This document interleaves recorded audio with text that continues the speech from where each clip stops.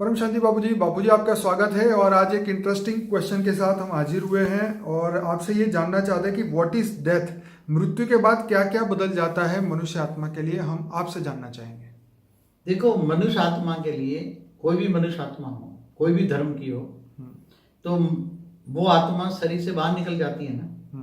तो शरीर का मृत्यु होता है ना, आत्मा का तो नहीं ना। आत्मा बाहर निकल गई ना, तो उसका सबसे पहले बदल गया, शरीर बदल गया। ठीक है। जो पहले 5 तत्वों में थी, अब 3 तत्वों में उसका शरीर 3 तत्वों का बदल गया है। सबसे पहले थी 3 तत्वों में, और वो जो स्थूल वतन में थी वो सूक्ष्म वतन में हो गई, मतलब सूक्ष्म में हो गई। ठीक है। और फिर उसका मन भी बदल जाएगा, वो सबको देख पाएगी मगर लोग उसको देख नहीं पाएंगे। ठीक है। अब उसका अंतमति सो गति, आत्मा शरीर छोड़ते वक्त जो बुद्धि में है वो लेके गई है, तो उसके शायद मरने के बाद अच्छा भी मन बन सकता है, या थोड़ा कुछ सब कुछ दुनिया बदल जाएगी ना उसकी, तो सूक्ष्म दुनिया बन जाएगी ना। हाँ, उसके लिए तो नई दुनिया है। नई दुनिया है ना, सूक्ष्म दुनिया तो नई दुनिया है, तो हल्की आत्मा हो जाएगी। 2 तत्व जो भारी, जो जल और मिट्टी के पिंजरे में फंसी थी, 5 तत्वों के पिंजरे में फंसी थी, इससे तो आजाद हो गई ना आत्मा। तो और आजाद हो गई तो हल्की हो गई, हल्की हो गई तो आजादी का भी थोड़ा अनुभव करेगी। मगर कर्म बंधन तो उसके पीछे ही होते हैं। ठीक है। इसलिए धीरे धीरे करके अगर थोड़ी अच्छी आध्यात्मिक आत्मा है तो उसकी दुनिया आध्यात्मिक और आगे तेज बढ़ेगी। ठीक है। सूक्ष्म जगत में भी आध्यात्मिक वाले बैठी हैं आत्माएं, जो वहाँ साधु संत महात्मा सूक्ष्म जगत में भी बैठे हैं, वो उनको ज्ञान देंगे तो उसकी दुनिया आध्यात्मिक और उन्नति करेगी। तो आत्मा एकदम हल्की होकर अच्छी उन्नति कर सकती है। मगर जो नेगेटिव आत्मा है, जो भूत पिशाच बनती, नेगेटिव माया मन मोह लेकर नष्ट मोह नहीं बनी है, इच्छा मात्र अविद्या नहीं बनी है, तो ऐसी आत्माएं फिर अपनी इच्छाएं पूरी करने के लिए, या मोह किसी देह और देह के संबंधियों में मोह है तो घर में बैठी रहती है। बाबूजी जी, तो सॉरी बीच में बोलूंगा कि हम ये जानना चाहते हैं कि वो दुनिया को देख पाएगी मृत्यु के बाद, पर दुनिया उसे नहीं देख पाएगी। हाँ, ये उसको थोड़ा डिटेल में बताइए। हाँ, तो वो तो बहुत मुश्किल है ना, क्योंकि मनुष्य तो वो 3 तत्व वाले सूक्ष्म जगत वालों को, भूत प्रेत को नहीं देख सकते ना, या एंजल को भी नहीं देख सकते, क्योंकि उसको देखने के लिए जो आत्मा पर 2 आवरण लगे हैं ना। ओके। जल और मिट्टी के आवरण। मैं यहाँ ये जानना चाहता हूँ कि जो मृतक आत्मा है वो मनुष्य को जैसे हम लोग देख पाते हैं वैसे ही देख पाते हैं, या उनको कुछ अलग फॉर्म में दिखते हैं मनुष्य? नहीं, वो तो हम जैसे हैं वैसे ही देख पाएगी ना। ओके। मनुष्य का तो फॉर्म नहीं बदला ना, मनुष्य दुनिया स्थूल दुनिया तो एज इट इज वो देख पाएगी ना। जो पहले मनुष्य थी और जैसे देखती थी वैसे ही देखने में तो वैसे ही लगे ना उसको। मगर आत्मा हल्की होने के कारण उसका मन जो है ना, मन में परिवर्तन। अच्छा, एक बात बताइए, जैसे हम अपनी किताबों को हाथ में लेके पढ़ सकते हैं, तो अगर उनके सामने कोई किताब खुली पड़ी है तो क्या वो पढ़ सकते हैं? वो तो सीधी आत्मा को रेत मार के पढ़ सकती है ना, वो पढ़ सकती है। बंद किताब को भी पढ़ सकती है? बंद किताब को भी पढ़ सकती है, टीवी देख सकती है, दूसरों को मन को रीडिंग कर सकती है। ओके। मन को फेस रीडिंग कर सकती हैं, सूक्ष्म जगत में आत्माओं से कनेक्शन होकर काम कर सकती हैं, अच्छा काम या बुरा काम कर सकती हैं। ओके। तो उसकी दुनिया ही बदल जाती है ना।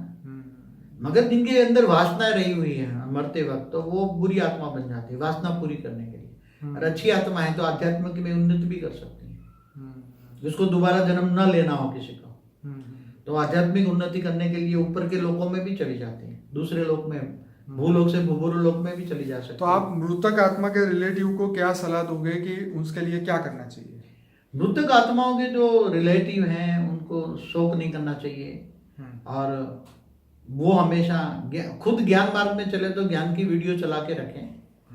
ज्ञान की वीडियो चला के रखोगे तो तुम जैसे ज्ञान सुनते हैं वो भी, सूक्ष्म जगत की सभी आत्माएं ज्ञान सुनना चाहती हैं। ठीक है। चाहे एक आत्मा के लिए नहीं, सभी आत्माओं के लिए, जो सूक्ष्म जगत में मरी हुई आत्माएं हैं उनके लिए कह रहा हूँ। चाहे भूत हो, पिशाच हो, चाहे एंजल हो, चाहे कोई भी आत्मा अच्छी हो या बुरी हो, वो सभी को शांति चाहिए। जैसे मनुष्य शांति चाहते हैं, ऐसे सभी सूक्ष्म जगत वाली आत्मा शांति चाहते हैं, और उनको ज्ञान सुनेगी।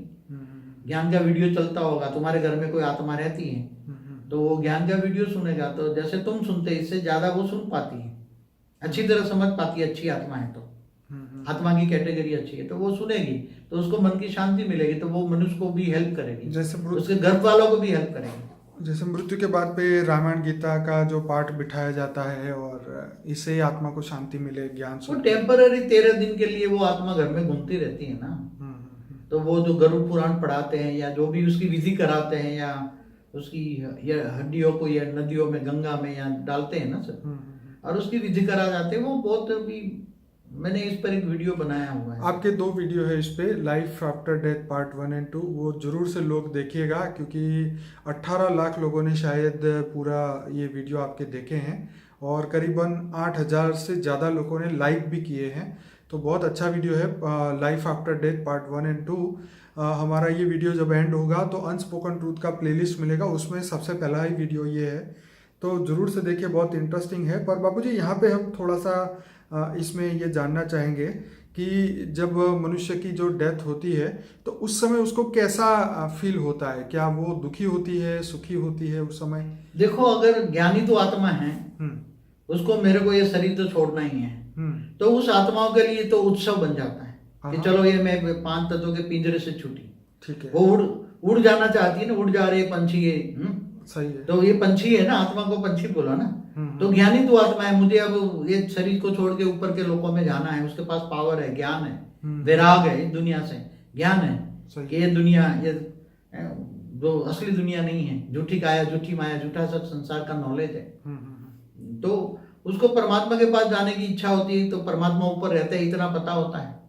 चाहे वो भगवान विष्णु को मानती है तो विष्णुपुरी के जाना है, या शिव को मानती है तो ऊपर में शिवपुरी में शिव शक्ति रहती है, माँ दुर्गा की उपासक है तो दुर्गा ऊपर रहते हैं, विष्णुपुरी से ऊपर शिव शक्ति रहते हैं। या परमधाम निराकार को मानते हैं ना, हम ब्रह्मास्मि कहते हैं ना, राइट, शिवोम शिवोम।